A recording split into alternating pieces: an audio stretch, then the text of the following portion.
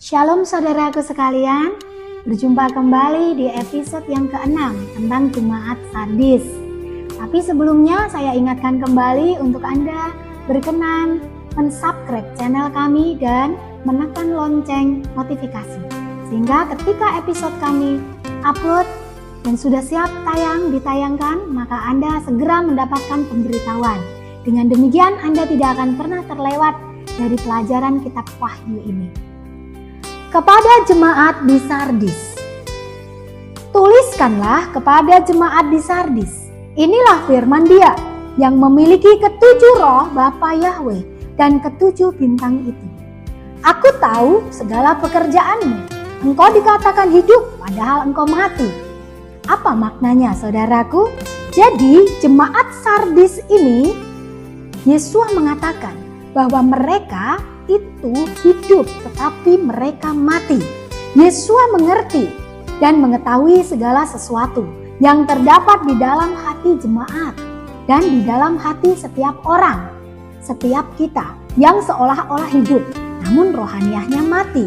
Yesus memerintahkan agar kita segera bangun, artinya segera menyadari segala kekurangan kita, kemalasan kita, keterpurukan, keputusasaan, keletihan, dan bahkan kita mengenal semua kepahitan, semua kekecewaan yang masih terselip di hati kita, di hidup kita, yang membuat setiap pribadi terjebak di dalamnya. Bangunlah dan kuatkanlah apa yang masih tinggal, yang sudah hampir mati. Sebab tidak satu pun dari pekerjaanmu aku dapati sempurna di hadapan Bapakku. Karena itu ingatlah bagaimana engkau telah menerima dan mendengarnya. Turutilah itu dan bertobatlah. Karena jikalau tidak berjaga-jaga, aku, Yesus, akan datang seperti pencuri. Dan engkau tidak tahu pada waktu manakah aku tiba-tiba datang kepadamu.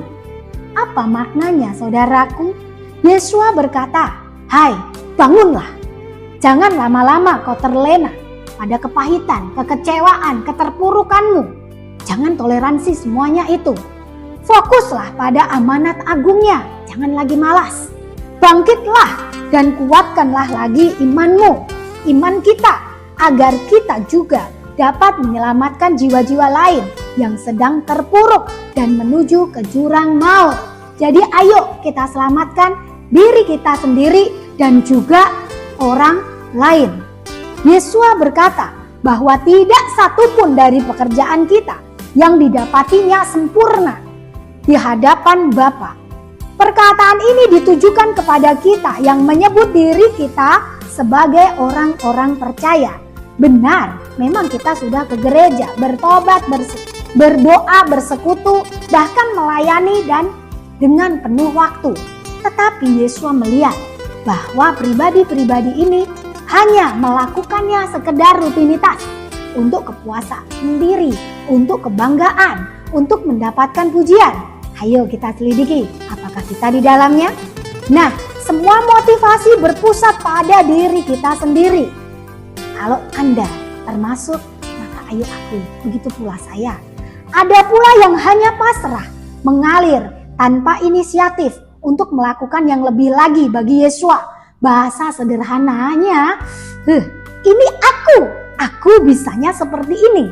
Ya sudah, seperti ini saja yang bisa aku lakukan. Jangan kau menuntut lebih, gak bisa aku berikan lebih. Ya begini ini aku bisanya. Aku sudah mengerjakan semuanya sesuai yang aku mampu. Dan aku ini sudah cukuplah mengerjakan segala sesuatunya untuk Yesus.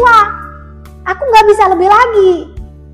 Jadi bagi Yesus, jika kita mengerjakan hanya sesuai yang kita bisa saja, kita sanggup saja, dan tidak mau mengembangkan kemanapun kita diminta oleh Tuhan untuk mengupgrade diri kita, hal itu membuat Yesus sangat kecewa.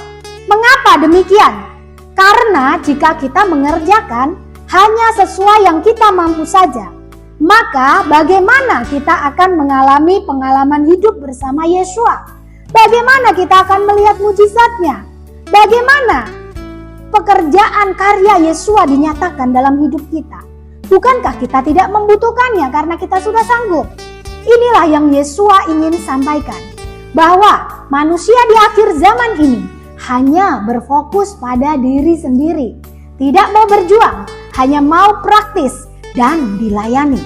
Yesua menyampaikan, bagi yang telah menerima dan mendengar pesan ini, segeralah bertobat. Jangan merasa sudah cukup, sudah benar, dan sudah layak. Karena jika engkau merasa demikian, maka jika engkau merasa pengalaman rohanimu sudah banyak, sudah dibawa, naik turun dan keluar masuk surga dan neraka. Jika benar engkau sudah masuk keluar surga dan neraka, maka kisah dalam Alkitab tentang orang kaya yang mati dan meminta tolong kepada Bapak Abraham untuk mengirimkan malaikat atau pribadi lain untuk mengingatkan atau menyaksikan kepada keluarganya agar mereka bertobat. Kenapa ia tidak diizinkan? Bahkan ketika dia minta kembali lewat mimpi saja, tidak diizinkan loh. Ingatlah, jangan sesat dan jangan menyesatkan. Jikalau engkau mendapatkan mimpi dan engkau belum menguji mimpi itu, belum yakin benar-benar itu dari Yesua, maka jangan sampaikan. Jangan menjadikan dirimu sesat dan menyesatkan orang lain. Dan saudaraku, jangan mau disesatkan. Jangan senang dengan cerita mimpi-mimpi dan cerita-cerita bohong nenek moyang. Ingatkanlah kepada pribadi-pribadi yang merasa sudah benar, sudah layak, sudah sangat dekat dengan Yesua. Selidikilah dan ujilah segala pengajaranmu. Jangan sombong dalam imanmu yang kau anggap sebagai iman. Bertobatlah. Karena jika tidak demikian, maka Yesua akan mendatangimu dengan tiba-tiba. Dia akan datang seperti pencuri. Dan jika kita didapatinya tidak layak, maka Yesua akan melewati kita yang demikian. Tetapi yang di Sardis, ada beberapa orang yang tidak mencemarkan pakaiannya. Maka mereka akan berjalan dengan aku dalam pakaian putih. Karena mereka adalah layak untuk itu. Barang siapa menang, ia akan dikenakan pakaian putih yang demikian. Aku tidak akan menghapus namanya dari kitab kehidupan, melainkan aku akan mengaku namanya di hadapan Bapakku dan di hadapan para malaikatnya. Siapa bertelinga, hendaklah dia mendengarkan Roh kepada jemaat-jemaat. Jadi mendengarkan yang dikatakan Roh kepada jemaat-jemaat. Apa maknanya? Di Sardis, di akhir zaman ini, tetap terdapat beberapa orang pribadi dalam hitungan jari yang tidak mencemarkan pakaiannya. Artinya, yang hidup tidak menurut tren dunia ini, tetapi yang tetap waspada dan berserah kepada Yesua sepenuhnya. Meskipun harus mengalami banyak kesulitan, bahkan harus kehilangan kebebasan, hak, kesenangan, dan hidupnya bagi Yesua. Tetapi apa yang Yesua katakan kepada orang seperti ini? Kepadanya akan diberikan pakaian putih dan akan dilayakkan untuk berjalan bersama Yesua. Dan namanya tidak akan dihapus dari kitab kehidupan. Bahkan Yesua akan mengakui dan membela kita di hadapan Bapa dan para malaikatnya. Jadi dalam uraian ini, apakah Anda termasuk dalam jemaat Sardis? Jikalau iya, maka lakukanlah apa yang menjadi pesan dari Roh Kudus, dari Yesua HaMasiah, dari pembahasan kita hari ini. Terima kasih, Yesua HaMasiah memberkati. Kami tunggu Anda bergabung pada episode selanjutnya Jemaat Philadelphia.